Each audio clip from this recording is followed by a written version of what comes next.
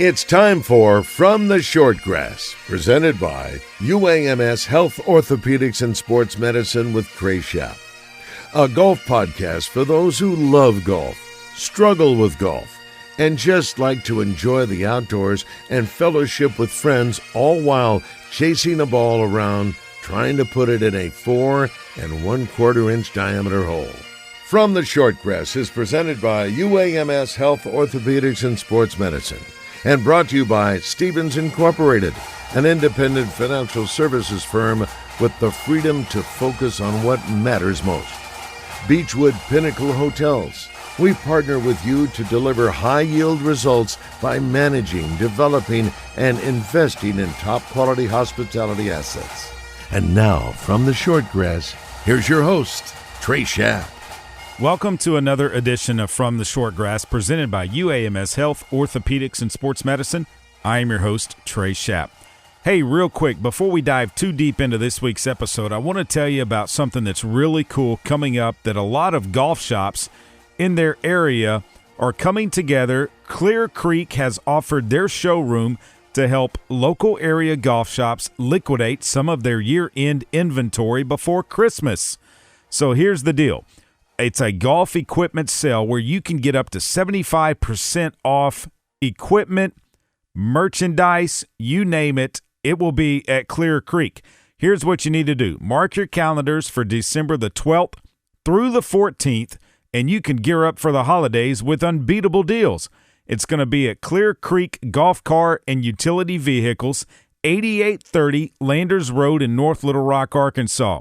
The sale hours are Thursday, December the 12th from noon until 7, Friday, December the 13th from noon until 7, and Saturday, December the 14th from 9 a.m. to 1 p.m. Now, what's on sale, you might ask? Golf apparel, clubs, equipment, accessories, bags, and much more. They will accept cash, Venmo, Cash App, and PayPal.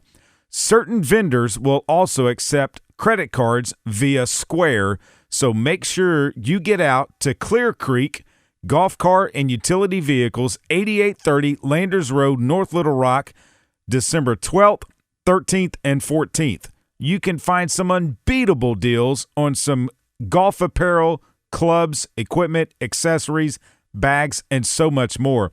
A lot of the local golf shops around the area are going to one place, and you can help them out and also find something for Christmas as well. And hey, guys, gals, tell your significant other maybe they need to go get something out there to put under the tree for Christmas for you. At UAMS Health, Orthopedics, and Sports Medicine, they are dedicated to keeping you in the game. From sports injuries to joint replacement, they provide world-class care right here in Arkansas. Call 501-686-TOSH to schedule your appointment today and get back to living pain-free. Audra Burks was inducted into the Arkansas State Golf Association Hall of Fame back in October of this year. She is a longtime LPGA Tour player, grew up in Little Rock, Arkansas, played and learned the game of golf down at the Rebsman Park Golf Course in their junior clinic during the summers. I had a chance to sit down with Audra when she was in town for that Hall of Fame induction, and I will bring you her interview after the break. Stay with us. Heading to El Dorado to check out some live music or to play Mystic Creek? Stay at the Haywood, the only boutique hotel in the middle of downtown and the Murphy Arts District. If you are spending a weekend in Hot Springs, make plans now at the Marriott Courtyard close to Lake Hamilton and Oaklawn. Beechwood Pinnacle Hotel Group manages both of these fine properties, and you will rest easy knowing that your every need is taken care of. Beechwood Pinnacle Hotels on the web at bphotels.com.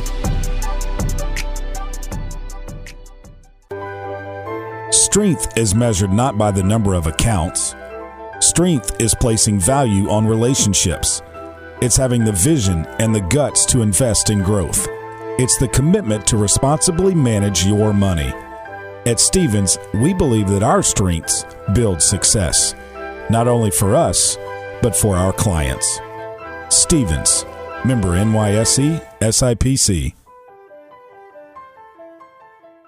UAMS Health, Orthopedics, and Sports Medicine is taking golf to the next level. As the official orthopedics and sports medicine provider for Razorback Athletics, UAMS Health covers all 19 Razorback sports programs, including golf, and is the official medical partner of the Simmons Bank Championship presented by Stevens. They're also proud to sponsor professional golfers Ken Duke and Glenn Day. Have a golf injury? Call Ortho at 501-686-TOSH to schedule your appointment today. That's 501-686-8674.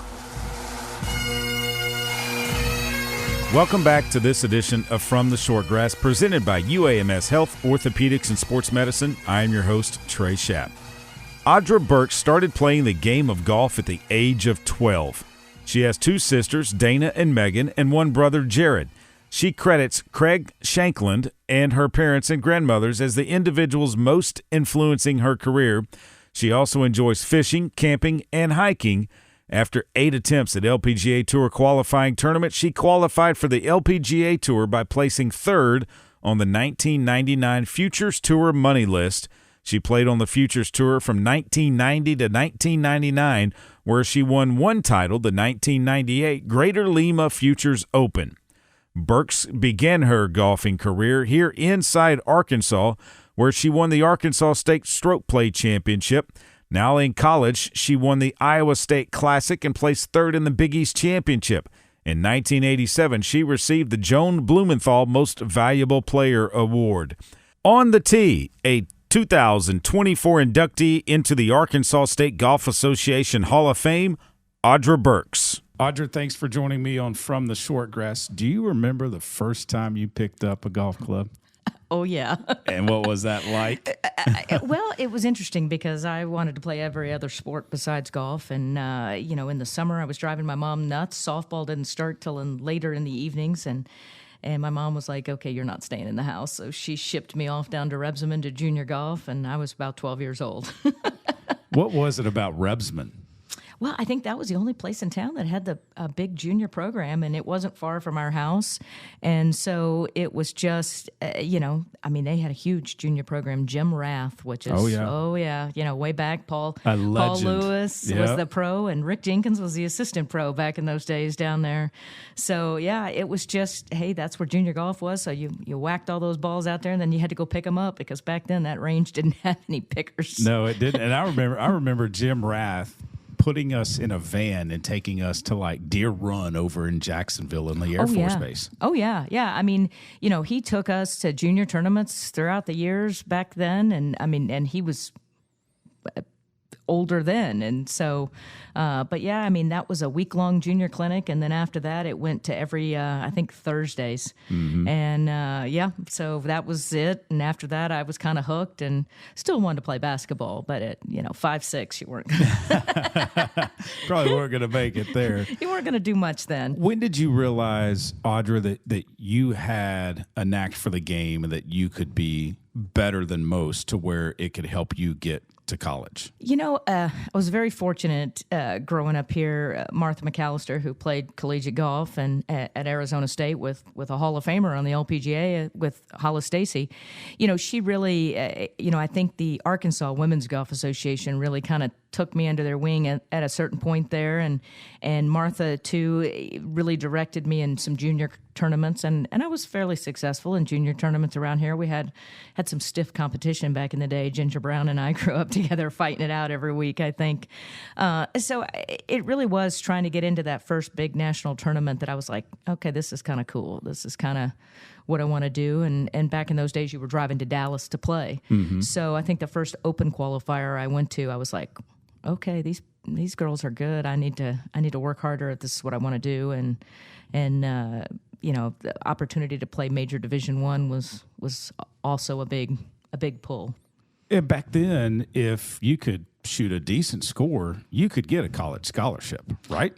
Absolutely. And even today, I mean, you look at, since Title IX, all the schools that have added women's golf, and there's more scholarships out there than there are young women to take them.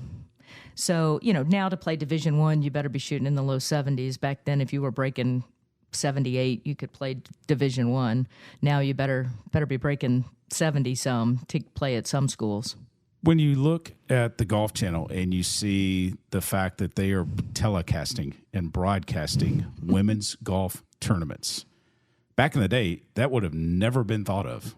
No, we did not have a girls team at Hull High. I played on the boys team. Yeah.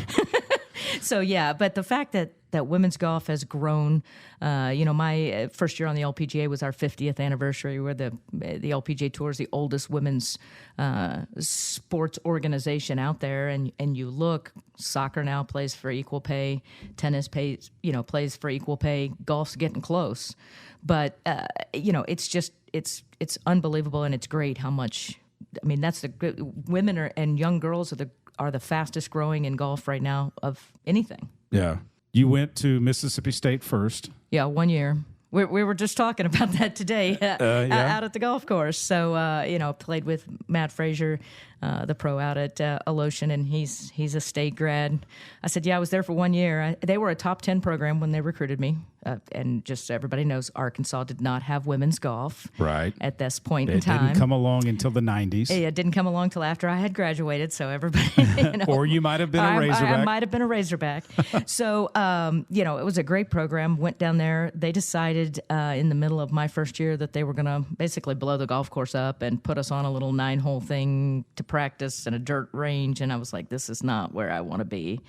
So transferred to the University of Oklahoma and finished out my career there, and thankful. And it was, back in those days, I was in school with Glenn Day at Oklahoma and several other guys that played on the PGA Tour. So it was. When did you know that you wanted to try and make it a career? I think when you play a sport for as long as I did, from the time I was 12, the big junior tournaments on the AJGA, I think it was always there that you have to try. And played my first U.S. Open in 98, I believe.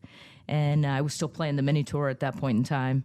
And, just finishing up, and you're walking up 18 with what you see at a U.S. Open, you're like, okay, this is where I want to be. This is what I want to do. It's pretty cool. It is. I've been very fortunate to play in between women's U.S. Opens and women's seniors. I think I'm at 12 or 13 Opens, something like that. And it never gets old to play in that tournament. Is there another organization that takes care of the players the way that the USGA does? Well, I will say, going overseas, I went over to Japan and played Mizuno Classic when I was on tour. There's nothing like playing golf in Japan. They're just starved for it, aren't they? They are. And, just the things that they... Now, granted, a Pro-Am might take you 7.5 hours because you have to stop and have lunch halfway through. But, Plus the language barrier there. You have to listen to the translator. Yeah. Well, it's a hook putt or a slice putt. They don't. Yeah, you don't read break. It's just hook or slice. Okay. But the USGA does such an amazing job, and really doesn't compare. But when you go overseas to a smaller country where golf is, especially when you're in England or Scotland, you're back over there where golf originated, and it's just a totally different feel. But the USGA really has. There's nothing that compares to playing in one of their events. Even when I was an amateur. Yeah. Right after Oklahoma, you left and you were worked at a country club down in Florida. Yeah. So before you decided that, I want to try and play, or what? No, I turned pro. I graduated in Oklahoma in December of 89, moved to Florida in 90. Had already decided I was turning pro. So the mini tour started up in February. So literally sent my paperwork in, turned pro. I was still working, I say full-time, and still playing. I was very fortunate that I found a position that would let me go and play, because the summertime's down there. Nobody wants to play golf in Florida. Right. So I was very fortunate that I could do that, and be able to play back and forth and play. Back in those days, it was the Futures Tour. It's the Epson Tour now. So I think I played 4 tournaments my first year, trying to make enough money to stay out there and play and take the time off from work. When you made it to the LPGA Tour, was that did you let out a sigh of relief that, I finally made it? Yeah, it was one of those things that whether you're trying to qualify and you go to that one tournament every year, Finals at Q School, which they've now changed, and you've got 4 rounds to get your card. And if you don't, I mean, 4 rounds of golf that dictates your life for a year. So when I got my tour card, that was the first year that the Futures Tour gave away 3 cards. The top 3 finishers on the money list got their fully exempt card on the LPGA. And if you were inside the top 10, you got an exemption to finals, so you didn't have to go do sectional. So I think I was 8th or 9th going into the last tournament. I was just trying to stay in the top 10. Never thought figures-wise, numbers-wise, money-wise, that I could get to the top 3. My middle sister, Dana, surprised me that week. So the first day I played terrible, shot 73 the first round. Second round came out, birdied the last 5 holes to shoot my career low round the first time at 63. Oh, and wow. vaulted from barely going to miss the cut to in second place behind Grace Park. Final round, never thought in a million years. I was just trying to stay in that top 10. And Grace Park's dad, for 18 holes, never cheered for his daughter one time. Really? Every shot I hit, he was giving it, clapping, hey, come on, you can get this. Because he knew where you stood. He knew. He'd done the numbers, and he knew that if I finished second and the person that was up there had, finished at a number, I had a chance to finish top 3. So when I putted out on 18, I think I shot 71 the last day. He walked over to me and he goes, you've got your card. And I looked at him like, I think I did by $156. Wow. Wow. So yeah, it was a little bit of a shock, and it was like, no, this can't be right. Somebody had to calculate wrong. Audra, how tough was it starting out trying to get there, trying to earn money to where you can keep going? Because the purses that we see today are nowhere like what they were back then. No. So I used to laugh. People used to ask me who my sponsors were. I said Visa, MasterCard, American Express. Max out. Yeah. I mean, it really was. I mean, that was one of the reasons why when I went to Florida, I stayed down there, because I could work in the summertime, because there's always people coming to Florida, especially in the Orlando area. So I could make enough money to try to keep me afloat to play, and I was very fortunate. I was always in the top 20 to almost every single week when I was playing the mini tour, and was fortunate enough, even though you weren't playing for a lot of money, you were playing for enough that could keep you moving and keep you going forward. And one of the things that we have in women's golf that you don't see much on the men's side is private housing, and that really makes a huge difference, is to get to stay in private house, with a family who 90% of the time would feed you, just that cut down on your expenses a ton. Did you keep in touch with some of those families that would take you in for a week? Oh, absolutely. I feel like I've got adopted families all over the country. I've got some that I still see, and actually, if my private housing in Toledo still comes out and caddies for me now on the senior LPGA. That's what her goal is. So, because it's, I won't say it's hit and giggle, but it's still not like, I'm not trying to make a living. I'm just out there to have fun, see my friends, play some good golf, and so it's a easy thing for her to do. She's a retired school teacher, so. What was it like playing with Meg Mallon, Laura Davies, Lorena Ochoa? My time on tour, I got to say, I will say that I got to play with some of the greats. Pat Bradley was still playing. Nancy Lopez was still playing. Those players, Annika. It was just one of those things where, you knew you were playing with greatness, but it was still, they never portrayed or pushed forward to make it feel uncomfortable for somebody like that. Lorena, I wish she would have stayed and played a little bit longer. She was unbelievable. Pat Bradley and Lopez were towards the ends of their career. Meg was, I was there at when Meg won her U.S. Open up in Massachusetts, and played with Annika at second to the last group on a Saturday at the Open in 2001 at Pine Needles. She didn't win that week. Christy Kerr snuck in there and beat her. Yeah. But that was probably the first time I played with Annika was at the U.S. Open in the third to the last group on Saturday. And that was quite an experience. First hole was just make contact. I was going to say, you're probably pretty nervous, right? Yeah, just make contact. When they announce your name? Yeah, and you're playing with Annika. That number, she'd been number one at that point for I don't know how many weeks. She was just dominant, wasn't she? She was. I mean, just unheard of. Was it that intimidating when you walked on the first tee that you're in her group?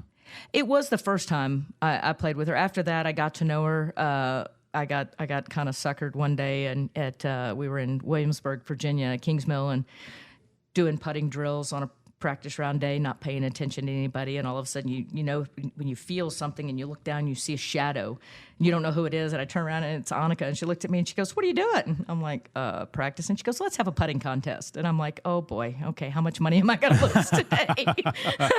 How much did you take off of her? Well, I lost, but she was like, "So who should go first?" I said, "Well, let's think. You're number one in the world. I'm number, something. You go first." She drains the first 3 putts. I think I lost. So the next day, we played for $5 or $10. I don't remember. So the next day I walked into the player area, gave her my $10. She goes, "Oh, no, you're signing that." So I signed it. I said, "What are you doing?" "Oh, wallpapering a bathroom with every sucker you took money off of." But she really was. I mean, when you saw her outside the ropes or in the locker room, inside the ropes, yes, she could be very intimidating, even in the same group. Is there anything, Audra, that you wished you would have done different in your career? That's a tough one. We always can look back now and say, well, if I'd have worked a little harder, if I'd practiced a little bit more, something like that. But, overall, I feel very fortunate to have been able to do what I wanted to do for a living. I wish I hadn't blown my back out so I could have stayed out there a little bit longer, but thankful that I had the career that I had and feel like I was successful. I won on the mini tour. I had a couple of chances to win on tour. Just didn't happen, but I had some really nice top 10s and a couple of top 6s, and got to live my dream. When you are watching golf now, and this person is on, you're stopping what you're doing to watch. Who is it? Well, on the women's side, I really enjoy watching Nelly Korda. I mean, you can't go wrong with that. Perfect swing, isn't it? Oh yeah, that's perfection in motion. On the men's tour, men's side of things, I mean, I've always enjoyed watching Tiger. Wish he could play more. Understand why he can't. Really gotten into watching Colin Morikawa and Xander Schauffele. I think both of them are incredible and are going to do great things, and you're starting to see that. What would you say to young girls, young ladies that might be thinking about picking up the game of golf? Why should they? Well, whether you want to play professional golf or not, golf's a sport that you can play for your entire life, and you can play at any level. So, and I think for young girls that get involved with golf, golf teaches you so many positives in your life, whether, just the honesty and the integrity that we all have to play this sport, which, yes, you should have that in every sport, but golf really puts you to the test with that. And I think for young girls, getting in there, learning to be a little competitive. Unfortunately, you're still going to battle the boys a little bit, but not quite as bad as you did back in my day. But it just really, you can tell a kid that has played golf. And I think in the job market, a female going up against the guys for a job that can play golf and that was either a college golfer or a standout junior player, I think that's a benefit that maybe some people don't think about as being a benefit. But it shows that you're willing to get in there and fight and be competitive. I know you probably wish you were still able to play at the level that you did back in the day, but the reason I say that is because the purses now with the U.S. Women's Open, where it's up to now, don't you wish that was around back in the day? Oh, absolutely. I mean, you look at just the purses in general. I mean, it's still the LPGA Championship, even though it's called the KPMG PGA Championship. Just the purses that the sponsors have now come in. They've really started to understand that women's golf is something that relates more to more people than I think most people realize, especially a good amateur male player. I mean, you can actually see a little bit more. You're not watching them just swing as hard as they can and mash it as far down the fairways, because most people can't do that. Right. But yeah, the money is growing by leaps and bounds. I mean, back in my day, we still had a couple of tournaments under $1 million. I don't think, but there's one tournament currently that's under a $2 million purse right now on the LPGA. Crazy to think. It's crazy. I'd love if I had about another 30 yards, maybe. Audra, what does it mean to you to now be in the Arkansas State Golf Association Hall of Fame? It really is a tremendous honor, and I'm very grateful for the opportunity and to be able to, I looked through that list of names, and there's a ton of names in there that were beneficial and influential in my life. People I grew up with. Chris Jenkins and I grew up together and played. We played a lot of golf when we were kids, and his wife Mandy and I all, and then the men and the women of the Arkansas and the Women's Golf Association that really took me under their wing. I mean, I know we just lost Wanda Jett, but she was one too that I mean, she was a spitball, but she was fun to play golf with, and it was just a great time. And I think it was great to grow up here. I think would my career have been different had I grown up in a different area? I think it would have been. I don't think I would have been as successful playing golf. Rebsman Park back in the day had the postage stamp greens. Do you think that helped you having to go after small greens like that, as opposed to now where big greens down there and big greens, it seems like almost everywhere? Yeah, and that's what I play best on. I like playing the small greens, the old traditional greens, and growing up there, I was very fortunate that Paul Lewis used to let me sneak up with Junior Lewis up to Little Rock Country Club on Mondays so I could play on bent grass greens and practice in real bunkers, because we didn't really have much of that down at Rebsman. There wasn't a bunker down there at Rebsman. No, well there was, but it was a sand pile that you could practice out of. But I look at that, and the greens were good there, but they weren't nearly what I was playing when I went to play national tournaments on the ASGA or around. So I've the fun things that you got to do that probably couldn't get to do nowadays. So it paid to have your brother be the pro up there. Yeah, no doubt. Best golf course Audra Burks has ever played? The one I made the most money at. No. 100%, yeah. Well, on tour, I love playing in the Northwest Portland area. I tell you, the most interesting golf courses were in Japan, because you had, you hit it down the middle of the fairway, and it was either a dogleg left or a right, depending on if you were in the summer or the winter. Some of those golf courses were unbelievable, and one I played today wasn't too bad either. Yeah. Alotian is pretty nice. Fantasy foursome, living or deceased, you and three others that you could play around a golf with. Who would it be? Probably Patty Berg, Ben Hogan, and Tiger. Wow. That's not a bad group. No. Got to have one from current. Yeah. What do you think the conversations would be like in that group? Well, Patty would probably be giving Tiger a lot of grief. I got to meet her on several occasions. The first time I ever met Patty Berg was at Pleasant Valley. My aunt and uncle were members there, and she came to do a clinic. And I had just bought my first set of Wilson Staff Patty Berg irons. And so I got out there and got to meet her and got to hit shots with her. And then I met her again when I was on tour, and she wasn't going to take any flack off of anybody. So she probably would have pressed the two of them. Probably so. So the conversation probably would have been colorful. Yeah, I'm sure it was.